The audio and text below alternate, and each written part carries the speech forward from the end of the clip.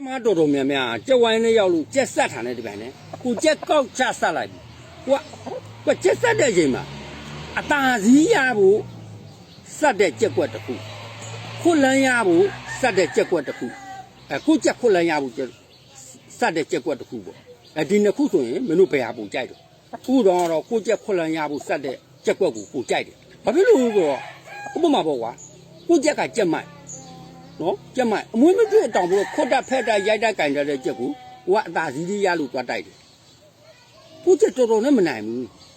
နိုင်ခဲ့ရင်တော့မှအသေးတန်နိုင်ရမယ်ဥပမာကိုကြက်ကလက်တစ်ပေါက်ကောင်းတယ်လက်တစ်ပေါက်ကောင်းတယ်ဒါဆိုရင်ဒီလိုတောင်တိတ်တွေပေါင်နေမှာမာကင်နေရှိတဲ့ကြက်ဒါမျိုးကိုဖန်တိုက်လိုက်လို့ရှိရင်ဒါဆိုရင်ကိုကတာတယ်နောက်တစ်ခါဥပမာကိုကြက်က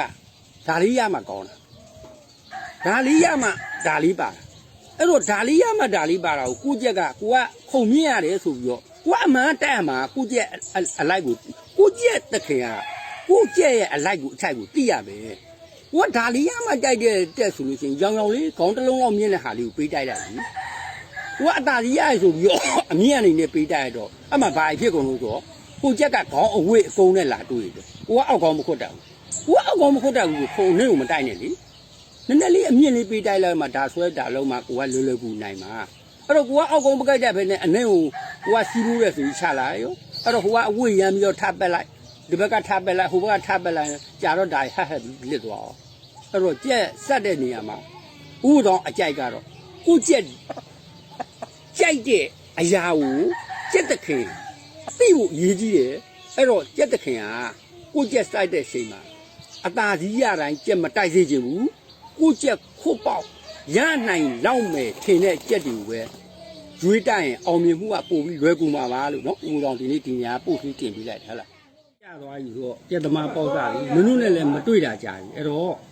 နော်ဦးတော်ဒါကြက်ဆက်တဲ့ဘာသာရက်လေးနည်းနည်းပြောပြမယ်နော်အဲ့တော့ကြက်ဆက်တဲ့ဘာသာရက်လေးကိုမင်းတို့ကောင်လေးတေချာလေးနားထောင်ဒါကတော့ကြက်ဝိုင်းတစ်ဝိုင်းမှာအရေးကြီးဆုံးအချက်တစ်ချက်ပဲအဲ့တော့မင်းတို့ကြက်ဆက်တဲ့နေရာမှာဥမာကိုကြက်ကအမကိုကြက်အနေထားကိုတိဖို့ရေးကြည့်ရတော့ဥမာကိုကကြီးတိုင်း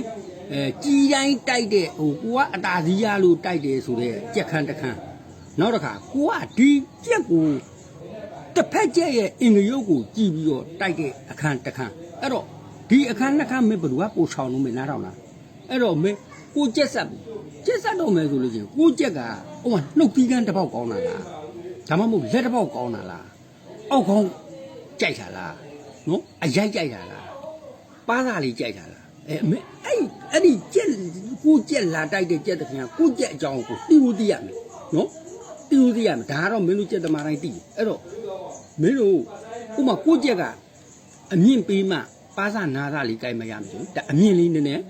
လက်တော်အမြင့်လေးနည်းနည်းပေးတိုက်လိုက်နော်ကိုကြက်ကအောက်ကောင်းကြိုက်တယ်ဆိုရင်ကိုဘက်ကရောင်လေးစီးနေပြီနော်ကိုတဲ့ခုံလေးနဲ့ကြက်ကိုဒါရေးတိုက်လိုက်ဒါတွေကတော့မင်းတို့လည်းသိမှာပဲနော်အဲ့တော့မင်းကိုကြက်အမလက်တစ်ပေါက်ကောင်းတယ်လက်တစ်ပေါက်ကောင်းတယ်ဆိုလို့ရှိရင်တစ်ဖက်ကြက်ကိုကြည့်လိုက်တစ်ဖက်ကြက်မှာတစ်ပတ်ကြည့်လိုက်ဒီမှာဒီလိုမာကင်ထိတ်တွေနော်ဒီမှာအတောင်ထိတ်တွေမှာတချို့ပြောင်းနေတာတွေ့တယ်ဘိုက်တွေပေါင်နေပြောင်းနေတယ်ဒီလိုပြောင်းနေတယ်ဆို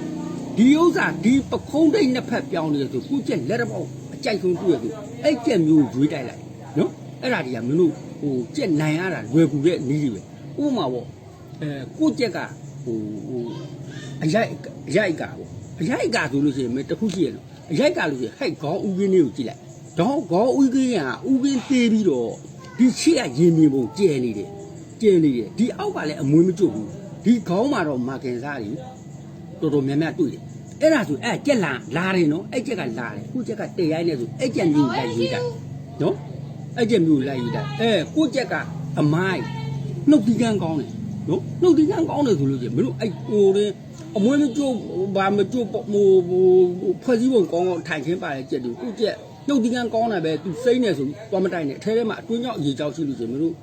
လမ်းနဲ့တွေ့ရင်ဒါအခက်ခဲတွေ့တတ်တယ်ဟုတ်လားကိုနိုင်တိတိုင်အောင်တော်ခက်ခဲမှနိုင်တယ်အဲ့တော့မင်းတို့ကိုကြက်ကအမိုက်ကြက်တကောင်ကိုကင်ထားတယ်အမိုက်ကြက်တကောင်ကိုကင်ထားလို့ရှင်တော့ချင်းလေးအမိုက်ကိုကျွေးတာတော့လွယ်တယ်မင်းကြည့်လိုက်ခေါင်းတစ်ကောင်လုံးမှာဒီရဲ့နောက်ဆောင်လို့ဒီဆောင်လို့မှာနော်ဒီမှာဥကင်းနေမှာဒါဒီပြောင်းနေတယ်ကြက်ကခေါင်းဥကင်းသေးနေတယ်ဆိုလို့ရှိရင် ဒီပေါင်နေဒီဟာတွေလည်း